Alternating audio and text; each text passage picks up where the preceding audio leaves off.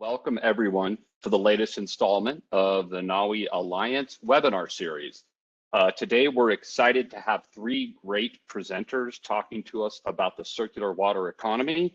Each of these presenters today, and I'll introduce them by name in just a sec, have been very, very instrumental in various aspects of the NAWI program to date, and we're excited to have them share their experience and knowledge with us as we move forward. So the three presenters we have today are David Sedlak, Lynn Katz, and Marta Zaniolo. David is a professor at the University of California, Berkeley. He is also, within the NAWI program, the challenge area lead for this topic area on the circular water economy. And I'll point out that that is part of our A prime plus C vision that NAWI has.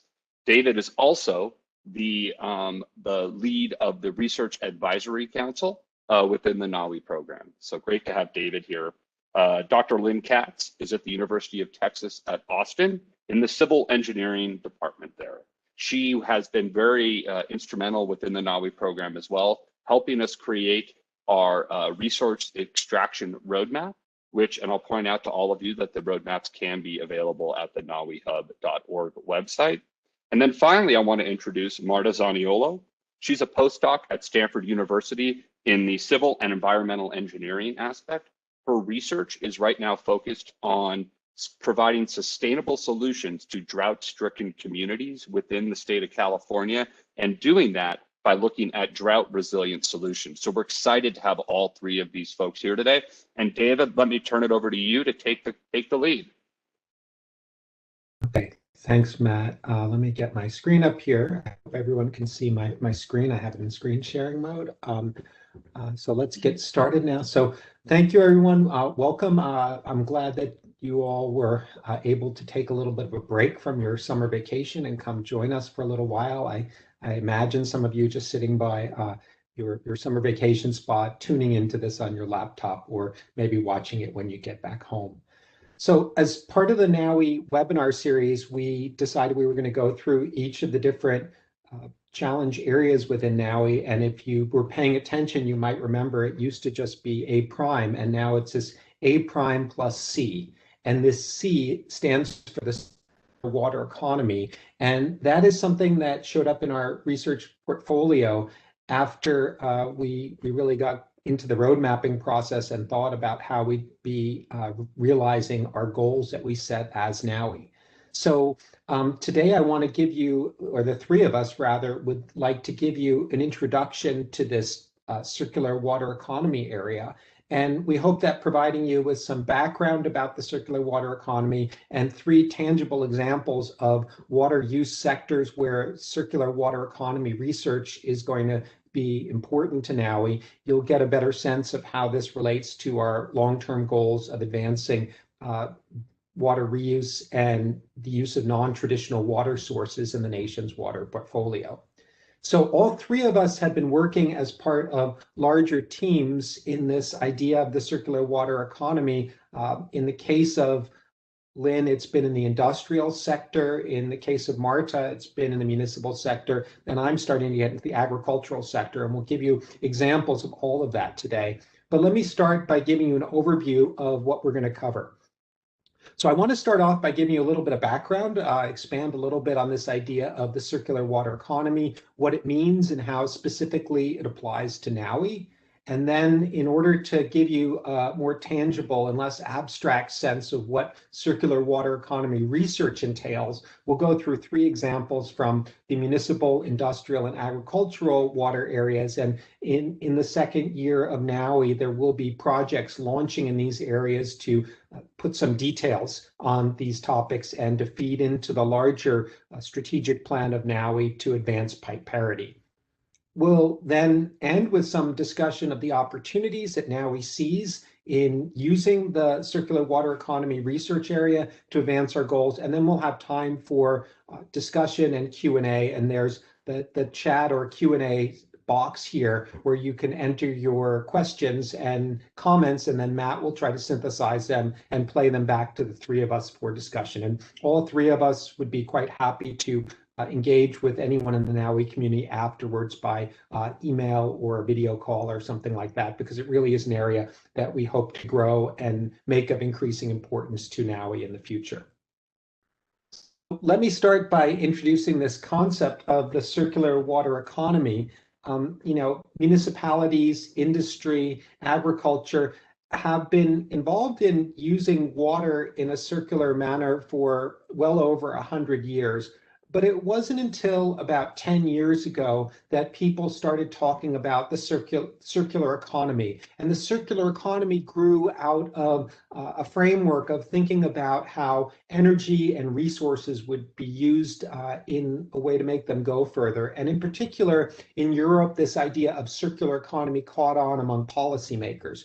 So within the last 5 or 6 years, we see more discussions of the circular water economy. This is an image that comes from an IWA publication that you can find online talking about it, particularly in the municipal sector. But the important point here is that if we find ways to reuse water, we decrease the amount of water that we take out of the environment, we make our existing water resources go further, and we increase the resiliency of our water systems. So for NAWI, that's very much consistent with the way we'd like to try to bring in these new technologies.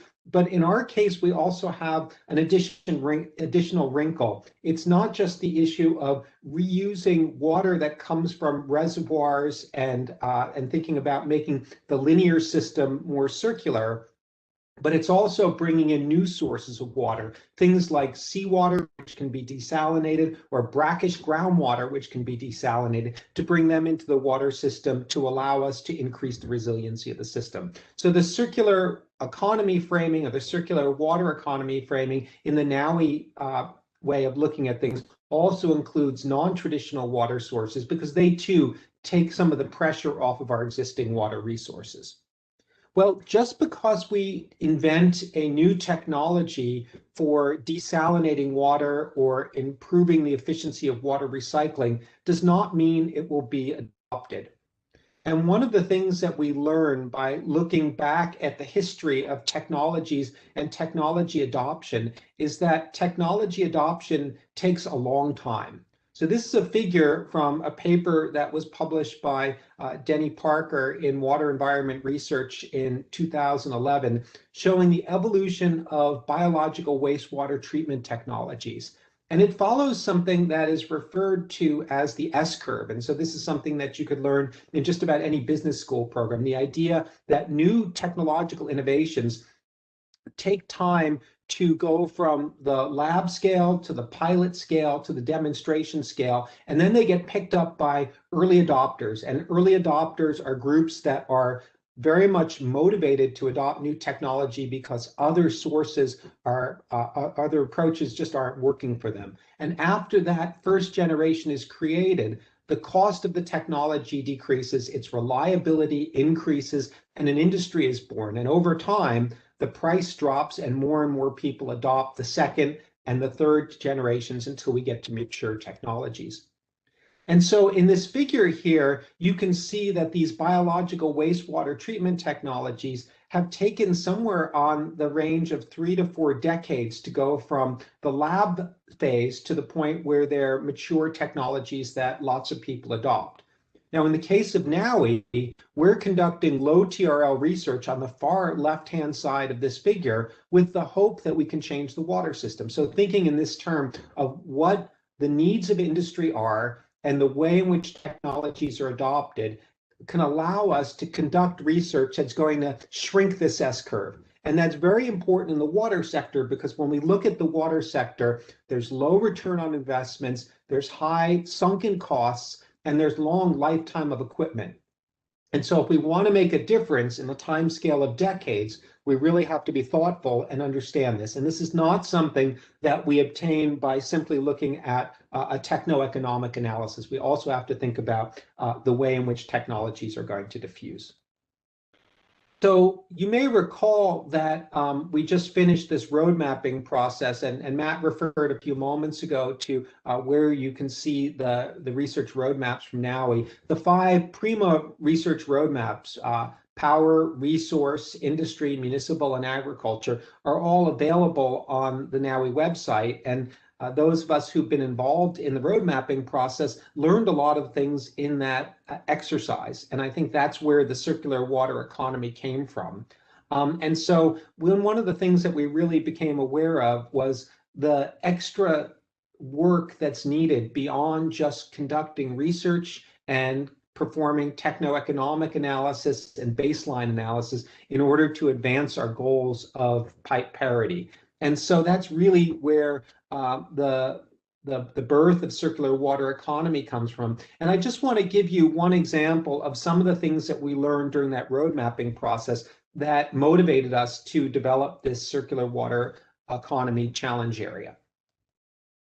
One of the things that became evident in 4 of the 5 roadmaps is that geography has a big impact on technology adoption. So whether it's in the power sector, where in different parts of the country, we tend to operate our power plants in different modes, whether that's once through cooling or recirculation, or in the resource area where the petroleum resources, for example, shown in this figure, are different in terms of their salinity and availability in different parts of the country. The municipal sector, where most municipal water use happens in these so-called mega regions, and each mega region has different attributes that will determine whether you're going to use a desalination technology like reverse osmosis, or you're going to go with advanced treatment like activated carbon for potable water reuse, or the agricultural sector, where we grow different types of foods in different parts of the country, and we have different amounts of water stress.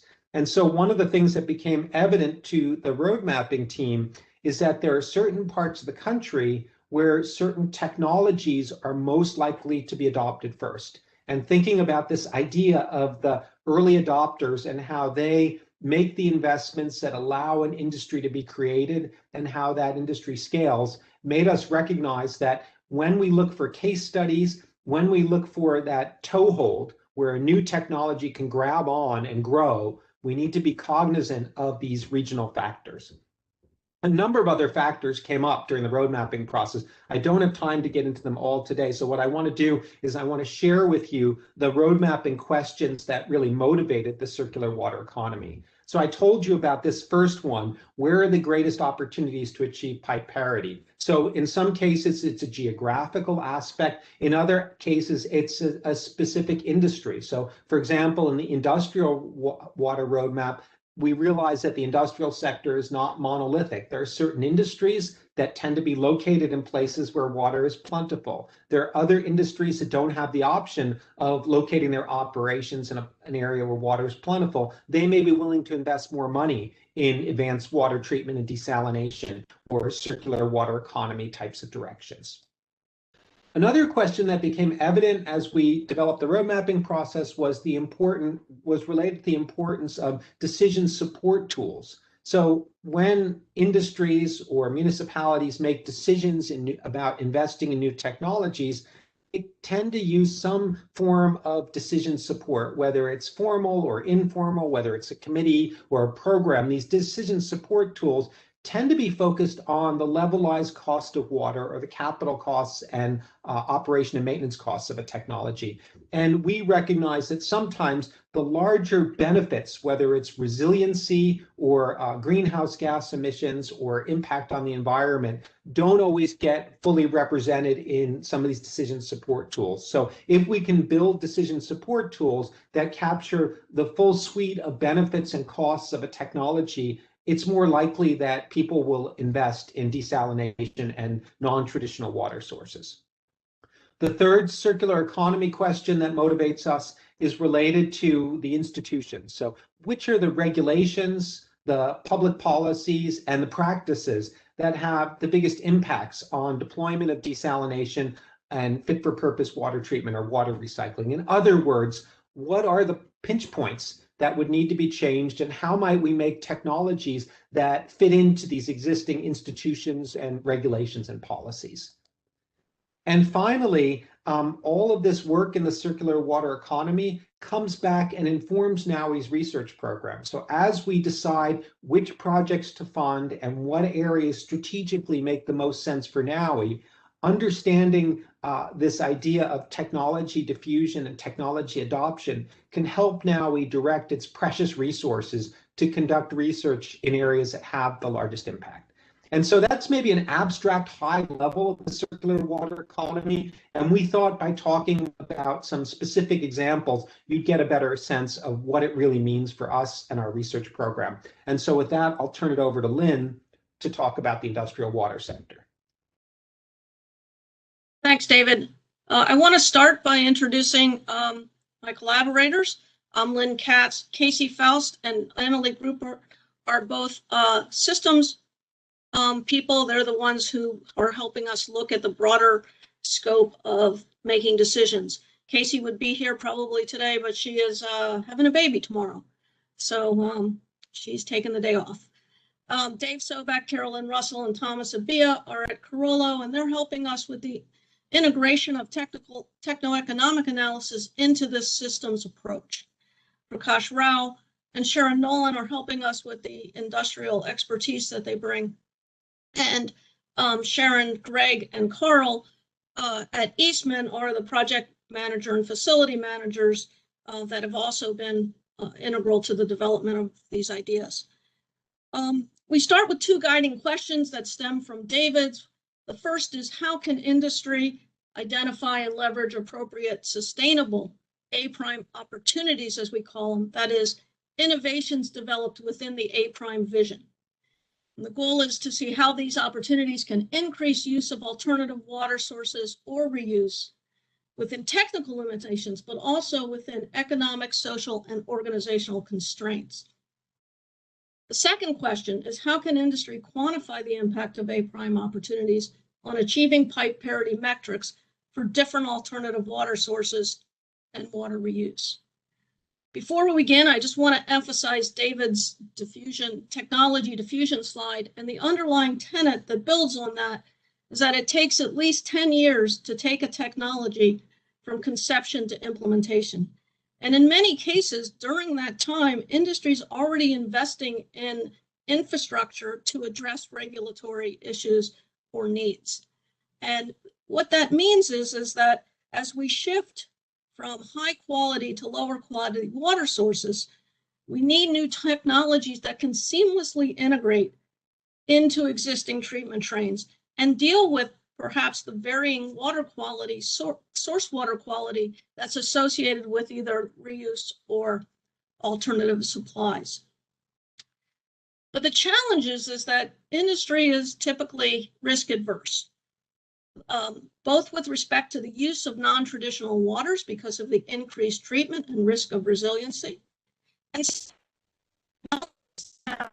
large capital investments, and also haven't had demonstrated resiliency. And finally, with respect to workforce capacity, and will their workforce have the capabilities for that technology? And finally, I want to emphasize also that often the technologies with implications with having the greatest opportunities for achieving economic pipe parity may not be the alternative that can be implemented within the organizational and institutional environment of a company. In other words, our technologies must align with organization priorities, growth trajectories, resources, and capacities. So as I start, I want to give you a few examples of how we industries try to address making decisions about incorporating technologies. And I'm going to start with an example that goes back over 15 years to my colleague, Des Lawler, worked with the semiconductor industry in Austin and used what I call a triage approach, in which he went and quantified water sources and the different water sources from different components of the plant and water quality for each process inlet and outlet. And then he looked at that quantity and quality and set up these categories as A, B, and C as to whether reuse was entirely possible for that water, or whether we could discard it because the quantity or quality was so bad. Once the category A waters were identified, they looked at what would be the requirement to use those for various processes, identified the opportunities, and selected a treatment process. This was all well and good, and they actually implemented a number of the category A technologies at this company, but it was somewhat capricious in the selection, and there wasn't a lot of guidance on how to move forward with some of the other issues that the system was facing, that the plant was facing. So with that, I want to show you the next development in technologies, which has been around. David, please, could you go to the next slide? And there we go. And that's the use of techno-economic analyses. Water Tab 3, developed by NAWI, is one of those. And what I show here is that these types of analyses allow you to do technology trade-offs. They allow you to simulate steady state treatment train performance and identify trade-offs. So this particular example is from another Austin semiconductor facility, and looking at 3 different options for water reuse, 3 different treatment options: reverse osmosis, ultrafiltration, and a 2-pass reverse osmosis with pretreatment. And you can see that we can look at different pipe parity metrics and get insights into them by looking at the relative cost or investment in each of the different technologies. So this is also all well and good, but it leaves us still wondering whether these opportunities are going to align with organization and environmental constraints within the particular industry. So the approach that we're using, next slide please, is linking this TEA approach, or in other words, embedding it within a social and operating framework that includes things like workforce capacity, market structure, operation and maintenance, governance structure, and financial sustainability. So the question is, where do we get all of that data for the social and operating framework, and how do we quantify that to move forward? And so I want you to think a little bit about how Amazon figures out that you might like blue socks and not green socks, and that you actually even want socks in the first place. Because that's the type of approach you can do qualitatively to inform socio-technological relationships. And this is an example that we've looked at for distributed water treatment, where a literature review was used in this case, where over 7,000 articles were mined to look at membrane processes for water treatment as an example. And the motivators and barriers were identified. So, for example, for technical resilience, which falls above that dashed line for technical categories or components, 8 different motivators were identified in different articles for using membrane water treatment, and 3 barriers were identified.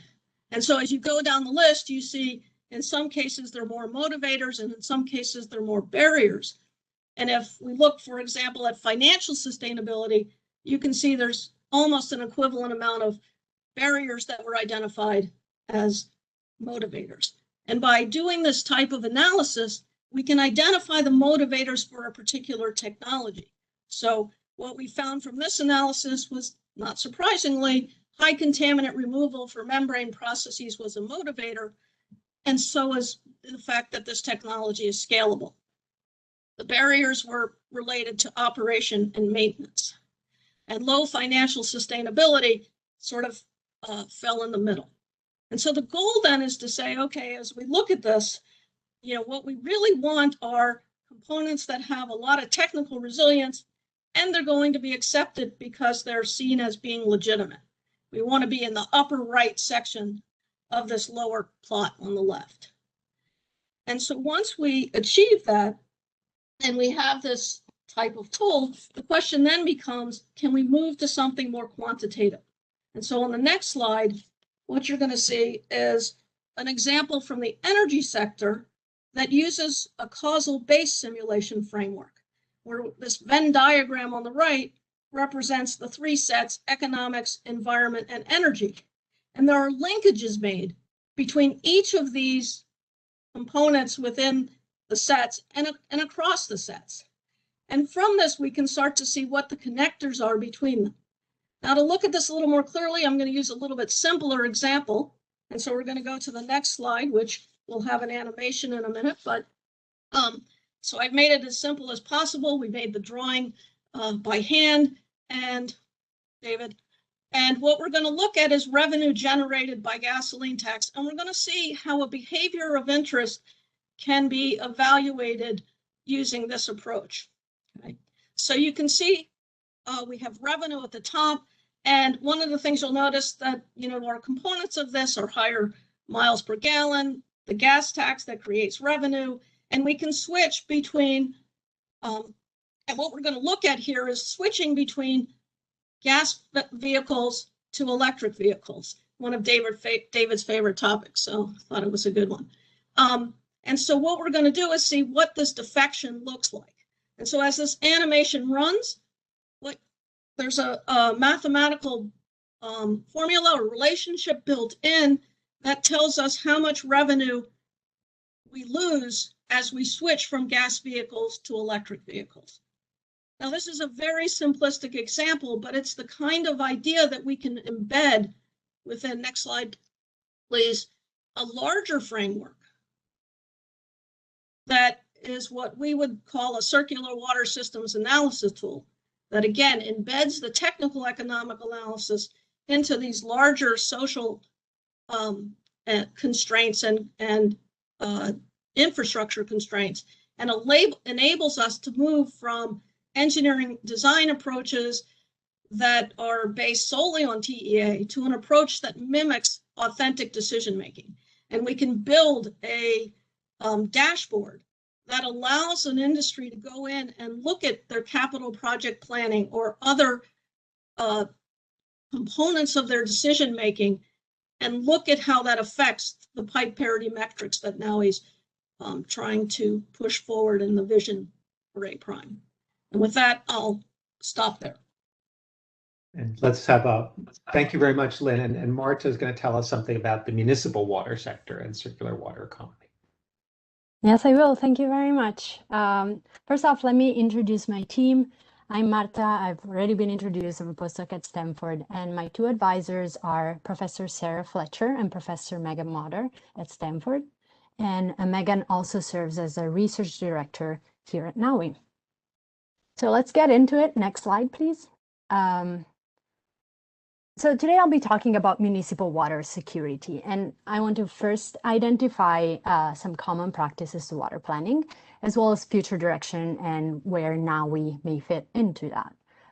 So historically, traditional approaches to water supply planning look at a limited amount of water sources, notably surface water and how to capture it through reservoirs and diversions, it's groundwater, how to access it through pumping, and possibly market water purchases, for instance, here in California. More recently, some really water-stressed regions like California again, Texas, Florida, are building some experience around municipal water reuse, but there are plenty of promising new technologies beyond that. However, these technologies are generally perceived as riskier, and while some large utilities may be inclined to take some risks, maybe those early adopter that David was referring to, small utilities probably won't. So our hypothesis here is that some of these innovative technologies can complement really well traditional water sources, achieve pipe parity, and also offer some advantages on flexibility, reliability, drought resilience, and so on. They're often not considered in traditional water planning. So the challenge is how to compare water sources in a more holistic manner across all these attributes. And in other words, how to design decision support tools that embed those non-cost attributes in decision making. Next slide, please. Okay, so some utilities are starting to think in these directions and are adopting more forward-looking, community-driven, technology-savvy, multi-sectoral approaches to water planning. And Santa Barbara is a really good example of a utility that has struggled with droughts and water sources shortages in the past a lot, and has now produced a water vision that basically plans for the future of Santa Barbara's water for the next 30 years. And currently it represents the best practice in municipal water planning, probably. However, within water planning, we identified three main areas of improvements or challenges that can be addressed through research, and now we can really help with this. The first relates to climate change and how the risks related to climate uncertainty and climate change can be embedded and should be embedded in decision making.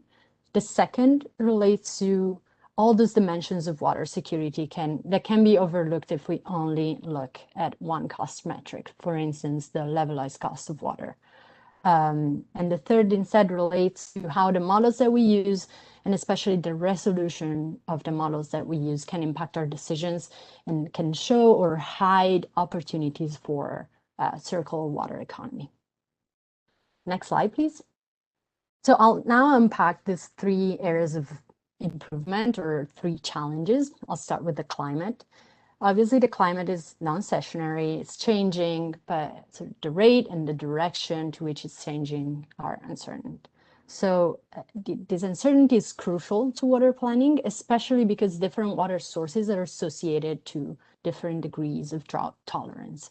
And that picture there is Santa Barbara again, which is a really interesting, highly diversified water supply portfolio. And in this portfolio, we can find some surface water sources that are the prevalent ones, which are the most prone to drought. There's also some groundwater, which has a slower response to drought, so it can be used to buffer droughts for a little bit. But Santa Barbara also has some water technologies, including an ocean desalination plant and a water reuse plant, which can be considered drought resilient, even drought proof. So considering and balancing the degrees of resilience to drought of the portfolio is really important. And obviously the climate change proof perfect portfolio probably doesn't exist. There's no optimal solution, but a portfolio can be tailored to a city's risk preference and risk tolerance. So in planning for, say, the next 30 or 50 years ahead, it's important to explicitly consider the risk tolerance of a city in a transparent way and to make informed decision around that and integrate climate uncertainty into water planning explicitly. Next slide, please. The second challenge relates to comparing technologies across these multiple attributes and metrics. One initial straightforward comparison that we can make is broadly between centralized and decentralized technologies. Centralized technology, for instance, we can think of a large desalination plant as very reliable. In this case, it's drought proof, but it really typically takes a really long time to come online. We're talking about a decade or over a decade. Instead, on the other hand, decentralized modular technologies are a little less traditional. They have really interesting advantages related to sort of the ability of building capacity incrementally. For instance, in response to water demand growth or climate change, we can build capacity incrementally and we're less prone to overbuilding or underbuilding. If we're talking about a decentralized reuse technologies, for instance, the reuse technology can be closer to the source and to the end use, can be also built uphill. So we really have the potential to cut down on the energy needed for water distributions, which is typically a really high cost for utilities. Some studies talk about a third of costs usually. However, these technologies can encounter permitting issues, and this is really a downside to consider. But they also create opportunities for fit-for-purpose reuse, and where the level of treatment is really tailored to both the source and the end use, and we can really treat the water for what we need. Next slide, please. So then related to the challenge number one and number two is this challenge number 3 that is really vital to address the first 2. And in particular, here we argue that we need models with high resolutions, both in time and scale. Temporal resolution is really important to address the seasonal mismatch between water availability and demand. In many climates, demand is high in the summer and availability from surface water is high in the winter. So if we have a model that operates at an annual time scale, as we often do, we basically can just compute a water budget for a year, but we neglect that seasonal mismatch. And we underestimate the challenge of providing water in the summer where we have high demand and low availability. And with climate change, we're only seeing these patterns exacerbating, so it'll be increasingly important. The second point is spatial resolutions. So all those opportunities of decentralized technologies and circle of water economy principle that I talked about in the previous slides can only be quantified with high resolution models, potentially even the user level. So in particular, a lot of existing models represent the city as a single demand point, but this really overlooks all the opportunities related to cutting down distributional energy and the fit for purpose reuse that look at the water use of a single user and so on. So we really argue that high resolution user level models are really important in this case.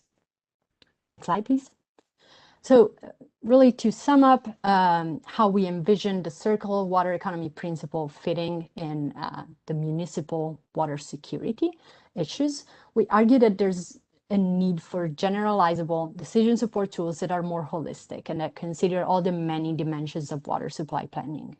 Cost will always be a priority, but all the elements of drought resilience, risk tolerance, reliability must be addressed, as in the 21st century brings new climate and societal challenges, but also we have all these innovative technologies and new water solutions that we can deploy. These new technologies have interesting and complementary pros and cons with respect to traditional water sources, so there really is space to integrate them in the portfolio to diversify it. And many utilities, actually big and small utilities, especially in drought-prone areas, are struggling to modernize their approach to water planning. But we're also noticing a growing interest and first attempts at doing so. So we really think that there's a market for these ideas, and really this is where those tools may come in and help. And with this, I thank you for your attention, and I'll kick it back over to David. Great. Well, thanks, Marta. I think that your research, especially on municipal water planning in California, is particularly germane now that we're in the middle of another severe drought. And I know Santa Barbara struggled in the last one, so they're going to really benefit from the kind of decision support tools that you and your team are thinking about. Yeah, I kind of come from this world of municipal water utilities and thinking about how desalination and water recycling can be used there. And when NAWI got started and we were tasked with thinking about the agricultural water sector, I was a bit puzzled because I never really thought a lot about desalination or water recycling in agriculture. And I think that if you read the NAWI research roadmap in agriculture, you'll see certain areas where water recycling and fit for purpose use is really important already, like, for example, in food processing and the meat sector, and that's highlighted in the report. But, you know, when you think about this idea of desalination and what it means for the agricultural sector, you're faced with this challenge of the fact that we usually rely upon very inexpensive sources of water for agriculture, and when the water becomes scarce, we stop farming. And so for NAWI to find a place where its desalination technologies would have a big impact in agriculture, we had to look for places where desalination is something that may become a reality. And it turned out that really California and California's Central Valley is a place where desalination technology at a large scale is already being talked about. And so we decided to start looking a little deeper into the question of what NAWI could do to try to benefit and speed the adoption of these technologies, particularly in California's Central Valley.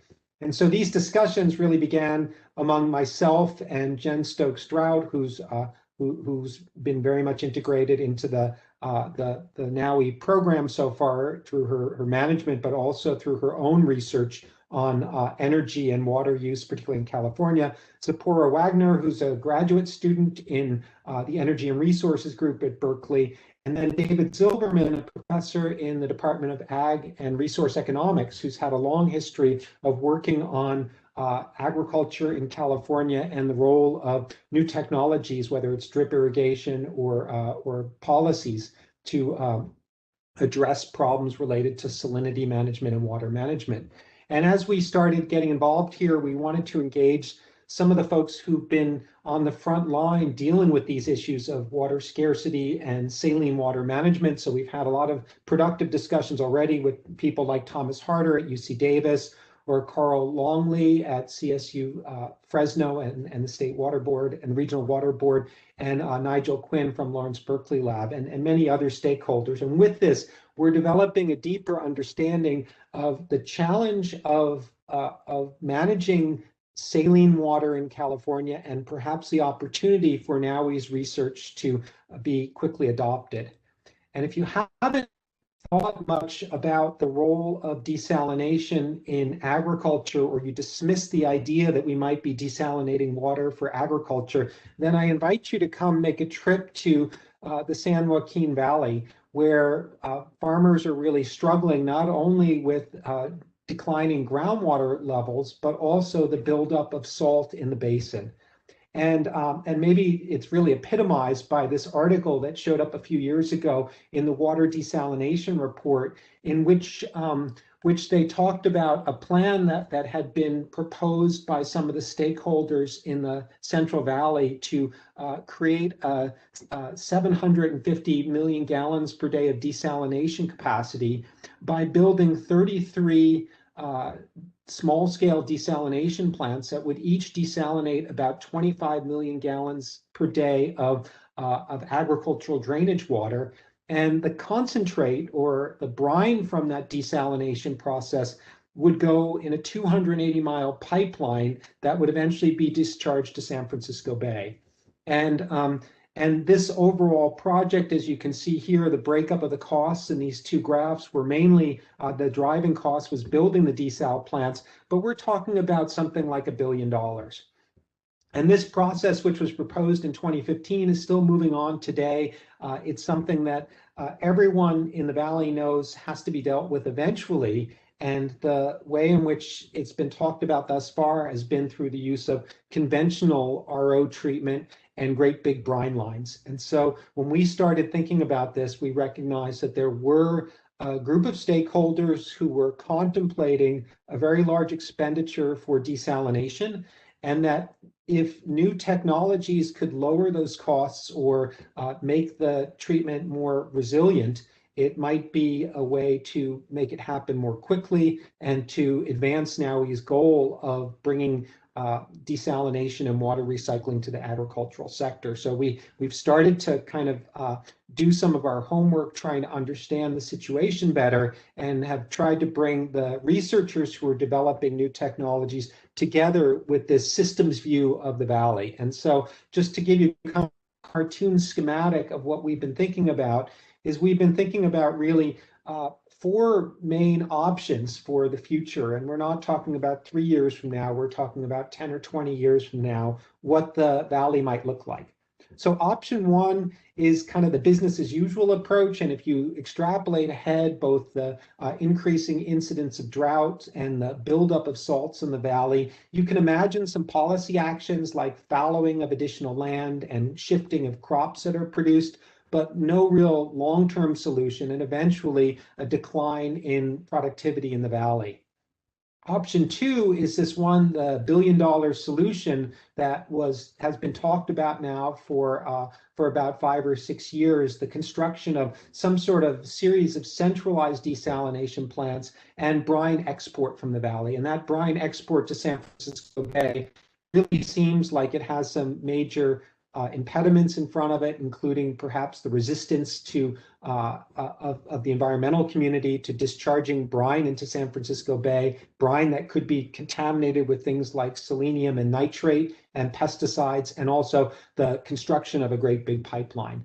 So we see kind of the sweet spots for NAWI to start having an impact is to think about different modes of managing the salts within the valley. So whether that's a centralized desalination plant with some sort of zero liquid discharge and trucking the salt for some sort of disposal, or a series of decentralized treatment plants that can find ways to manage that salt.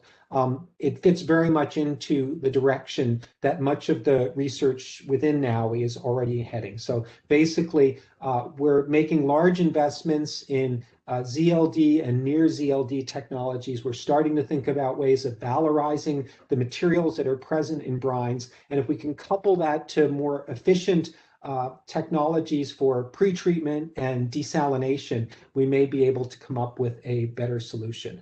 So I don't have a lot to report to you so far. We're really just starting to get into this a little deeper, but I can tell you kind of the way in which we're thinking about it and the way in which we see economics, engineering, and policy studies having an impact. So one of the reasons why we started talking to agricultural economists is that the decision-making process for agriculture is a little bit different than that it is for municipalities. So if your municipality finds its water price increasing, it can't tell people to move away. But in agriculture, if the price of water becomes prohibitive, you can see farmers moving away or growing less water-intensive crops. And so we think that using things like dynamic regional economic models can be really the main way to test who's going to adopt technologies for desalination and salt management, and what kinds of water quality is going to be the most optimal for the long-term solution. So maybe you don't have to get all the salts out, you just have to find a way to change the sodium absorption ratio so it allows the soil to function properly and grow the crops that you want. In the engineering side of things, the analyses that many have thought about so far focus on the tried and true approaches for desalination and don't think about the emerging technologies. And NAWI is really a hub for emerging desalination technologies. And so we think that our research on desalination and concentrate management will allow us to predict what the site-specific composition of water will allow us to do. Our work looking at pretreatment and desalination and brine management will allow us to develop more efficient treatment train configurations. And then also, I think it's very intriguing, this idea that we can optimize desalination for agriculture. For example, you can use nitrate to regenerate anion exchange columns in a way that you wouldn't in other sectors, because the nitrate in the regenerant solution can later on be used for fertigation. And so you can kind of take advantage of the fact that you're bringing salts of certain types in the valley for agriculture and create feedstocks that go into agriculture. And this can be true of nitrogen and phosphorus and potassium, all the kinds of materials that already are brought in to grow food. And finally, in terms of institutional analysis, really, if NAWI wants to do impactful research, we really have to start thinking about understanding the decision-making processes in agriculture and not only the real risks, but those that are perceived to be risks to agriculture that will influence decision-making. So I want to leave some time for discussion. So I'm going to stop talking about agriculture now and just try to summarize with some thoughts to maybe guide our discussion and leave you with some ways to think about the role of the circular water economy in NAWI's research portfolio. The first is that NAWI is by definition doing research on low technology readiness levels. The work that we do happens in the laboratory scale, but our challenge is to have a great impact. And so by understanding this idea of technology diffusion and the way in which decisions are made, we can target the low TRL research that's going to have the largest possible impact. And so that's a key reason why the circular water economy was brought into the NAWI research program. When we think about NAWI technologies, we have to differentiate between evolution and revolution. If we really want to greatly increase pipe parity, one model is that we optimize and optimize and optimize and keep making desalination and water recycling the more competitive approach to water. The other is that we come up with revolutionary technologies that are going to just change the paradigm. And in order to differentiate between evolution and revolution, we have to understand the institutions that guide the decision-making process and the sunk costs of infrastructure that's already present in the ground that can't be changed. Again, I can't emphasize enough, I think it was evident in Marta and Lynn's descriptions of the industrial and municipal sector, the key importance of the decision-making process. We have to understand how people make decisions in the water sector, and now we have to try to advance those decisions by conducting research that feeds into it appropriately. And we need to keep refining our technology targets for NAWI in a manner that is kind of results in research that's going to feed into the circular water economy and ultimately advance our goals. So with that, I'm going to stop my screen sharing and turn it back to Matt for the discussion and Q&A with the audience. Thanks, David.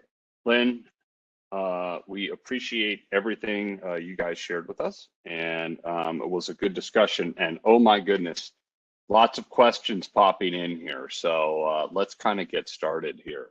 I'm going to try to start with, let's see. So Leon Auerbach asks, you had put the S curve in there looking at basic innovation, which was early in the slide deck. And he wants to know, what is the balance between breakthrough ideas and improvement in the adoption of existing technologies? I'm not sure, David, who would be the right person to provide that. Okay, Lynn raised her finger, so if you want to take it on, Lynn, go ahead. Yeah, I'll give it a first shot. You know, I had a conversation earlier this year with someone from industry, and we were proposing a technology to them that we thought was very novel and innovative. And the comment came back, well, this is really good, but we've just invested, you know, millions of dollars at 5 plants with another technology. And we're planning on investing using the same technology in 3 other locations. But what you could do and what you should focus on is, can you take parts of your ideas, parts of your novelty, and incorporate them into our existing or this infrastructure that we've just embedded? And so in thinking about this S-curve and thinking about how industries make decisions, I think it's important to be aware of, you know, maybe we might have a novel technology that in the future could take over, but in the meantime, are there parts of that novelty that can be implemented into existing technologies? And I see that as something that would be, you know, ripe for NAWI and ripe for people who are thinking about technology and getting it adopted. And so you're thinking a little bit more on, rather than doing an entirely new, putting an entirely new process or innovation out there, looking at doing some things that make existing processes better. So maybe looking at it in a little bit more distributed function. A little bit, but you still have the goal at the end to get to your novel technology. But recognizing it's going to take at least 10 years to get there, maybe there's components of those ideas that can be implemented with existing technologies. Can I just follow up 1 second with that, Lynn, which is to say that, you know, when you look at bringing technologies to marketplace, I think we all know that there's several obstacles to overcome there. And water makes an interesting one that not everybody has to deal with as much, particularly if you're looking at software, for example, which is the regulatory environment, right? And how do you go through these various things? So does that impact that 10-year time frame you're talking about there when you add those complexities in? Yeah, so when I said the minimum is 10 years, that would be even if you had a technology that you thought, hey, it works so great in the lab, we can get it out there quickly.